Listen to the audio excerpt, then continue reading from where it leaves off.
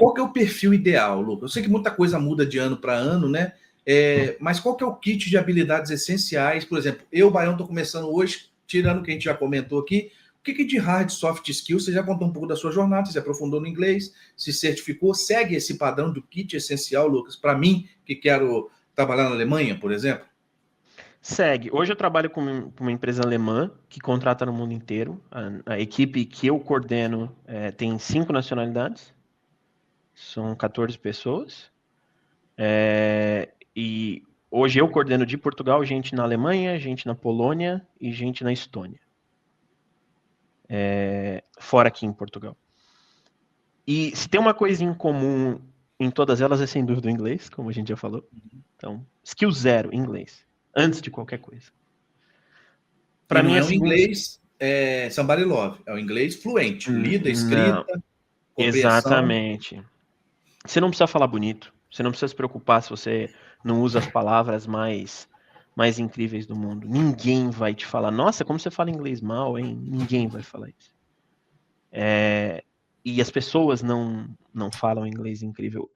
Existe uma brincadeira, desde que eu cheguei aqui, eu viajei bastante, eu morei alguns meses na Itália e tal, e tem uma brincadeira muito comum nas empresas, que só quem fala inglês são os ingleses, os americanos, os canadenses, e etc., australianos. O resto do mundo fala o World English, o inglês do mundo, que é uma língua terceira, que não é exatamente o inglês desses países. É misturado ali com a parte dos índios, o nosso, enfim. E ele não tem uma cultura desses países especificamente, então você não precisa falar o inglês impecável, perfeito, do ponto de vista da pronúncia e etc. Mas você precisa comunicar e entender. Então não é, eu falo inglês intermediário, the books on the table. Não. Você precisa entrar numa reunião com 20 pessoas de 20 nacionalidades diferentes e conseguir discutir como se estivesse numa reunião no Brasil, senão você não vai trabalhar. E não necessariamente isso quer dizer que isso vai ser pouco, como dizer assim. E você trouxe um ponto também, Lucas, da paciência, né, do feedback, assim. O Brasil, em alguns momentos, você pega empresas que tem muito esse olhar, que dá tempo para o cara, que espera bastante, dá 10 feedbacks até, de repente, movimentar o cara, né? Aí fora, a dinâmica é outra, né, Lucas? Vamos, resultado é muito claro, não tem essa de vamos ali, vem cá, né? Eu diria que depende da empresa que você está e de como ela é. Obviamente tem empresas e empresas, mas principalmente o mundo de consultoria aqui é mais nesse ritmo mesmo. Não tem muita paciência, não. Com língua é difícil. Eu tô numa empresa que eles são bastante pacientes, assim. Eu já tive gente que não falava inglês direito, pagaram o curso pro cara e tal, mas é a exceção da exceção. É realmente a exceção da exceção. E não só do inglês, eu digo até da capacidade do hard skill ali, né? Não tem aquela cauda muito longa. O cara entrou e falou que é Python, ele tem que chegar e jogar. Tem que chegar e jogar, isso é verdade. A não ser que o cara venha como júnior, mas não, se se vendeu como sênior, no outro dia você tem que escrever código, cara. Não tem. Eu não cheguei aqui assim, vamos ver um treinamento. Não. Cara, eu comecei a trabalhar na empresa daí do Brasil. Eu comecei a trabalhar na empresa daí do Brasil. Os caras não esperaram eu vir pra cá, não. Eu trabalhei uns mais de 30 dias remoto do Brasil. Puxa teste. Cara, eu lembro que eu tava setando ambiente com 2 semanas para começar a testar carga. Mas é que você me perguntou de hard skill e soft skill. Cara, hard skill é a mesma coisa do Brasil, sem brincadeira. O pessoal acha que aqui é outra coisa, é outro mundo. Os caras são absurdos e tal. Eu já conversei com gente no Brasil que eu julgo melhor do que aqui. Como também já conversei com gente pior do que aqui também. Pessoas são pessoas, no mundo inteiro. A diferença é que você tem que ter essa abertura de cabeça. Você tem que entender que as pessoas são diferentes e que os interesses são diferentes, que você tem que conciliar isso. Que você tem que ter uma posição firme, você não pode deixar a onda te levar. Aqui, se você deixar a onda te levar, você tem que saber marcar seu espaço e ter visão do que você quer construir, né? E a gente, como brasileiro, Lucas, a gente chega com algum diferencial, porque tem muita gente que vende essa Disneylândia, né? O brasileiro tem o diferencial XPTO quando chega no mercado. Se tem, cara, qual que é o diferencial? Ou se não tem, o que você me diz? Olha, disso? Eu vou ser bem sincero, do ponto de vista técnico, não tem diferencial, tá? O mundo implementa as É a mesmas coisas que a entrega. gente implementa, é a entrega, é a mesma coisa. Vai ter um diferencial, é o seguinte, sempre vai ter um indiano ou um chinês, esses países que estão investindo muito em tecnologia, que vai ter metade da sua idade e o dobro do seu conhecimento. Mas, na média, isso não é verdade.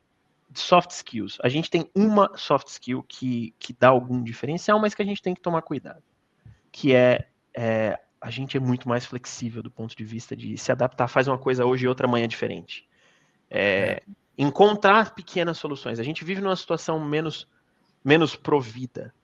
Então, quando você chega num país europeu, na Alemanha, na Holanda, quando você É trabalha, tudo muito eles são muito engessadão, né? rígidos. O processo é esse, o método é esse, é assim que se faz.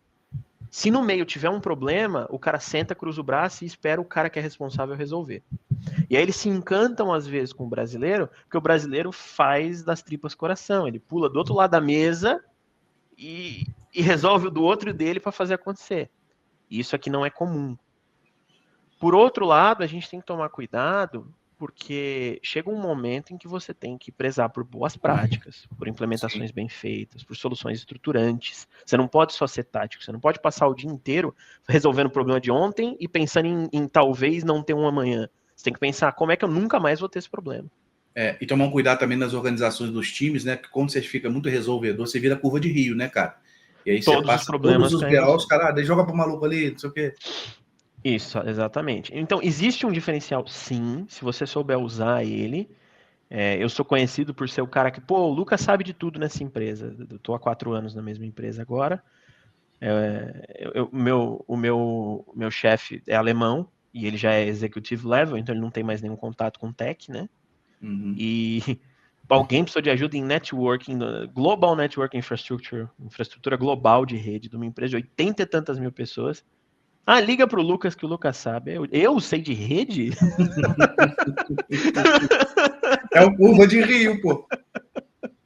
Então acontece, mas por outro lado, se a gente tomar os devidos cuidados, é uma habilidade que a gente não fala não fácil.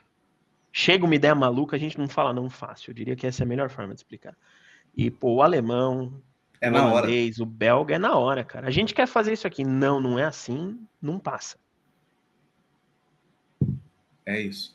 E puxando, a gente já trouxe um pouquinho do diferencial. Agora me fala um pouquinho aqui, Lucas, é importante esse tema, que a galera, as motivações, os gatilhos, que não foi o seu caso, muitas das vezes é o salário em dólar / euro, né?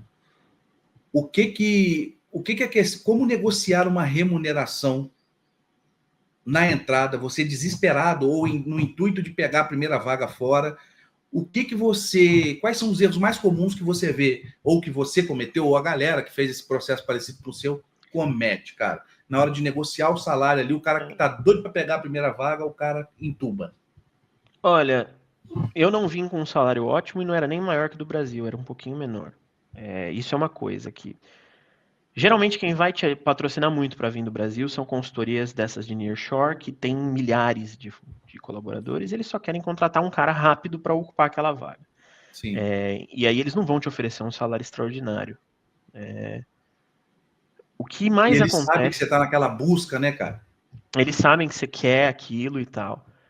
Olha, eu não vim com salário ruim nem bom, eu vim exatamente em cima da média. A primeira coisa a entender não é porque é fora do Brasil que todo mundo é santo.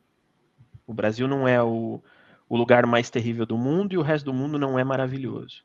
Pessoas são pessoas em qualquer lugar do mundo e quem quer dinheiro no bolso, quer dinheiro no bolso em qualquer lugar do mundo. Então a empresa vai continuar tentando jogar o seu salário para baixo nesse momento, sabendo que você está num dia desesperado, mas está com aquela... Eles têm certeza da sua intenção, né? Na época eu perguntei mesmo para gente que eu conheci em volta, eu usei sites, existem aqueles sites Timalizer do tipo, Glassdoor, todo país tem o seu site típico, aqui na Europa também existe, e você vai dando uma olhada na média e vai negociando. Acho que existem alguns segredos aqui. O primeiro segredo é não aceitar o primeiro salário que te oferecerem simplesmente porque você está indo. Segundo é lembrar que Tech Recruiter no Brasil e Tech Recruiter fora, as técnicas são muito próximas. Muito próximas. O terceiro é custo de vida. tenta conhecer, pesquisa quanto custa um aluguel, quanto custa uma compra de mercado no país que você está indo. Porque não adianta você olhar o salário daquele país. E Portugal fazer o paga deparo. salários muito próximos do Brasil, porque o custo de vida aqui também não é tão maior. O aluguel agora está consideravelmente mais caro, subiu bastante ultimamente, mas o custo de vida aqui não é 2 vezes o Brasil. A Alemanha é.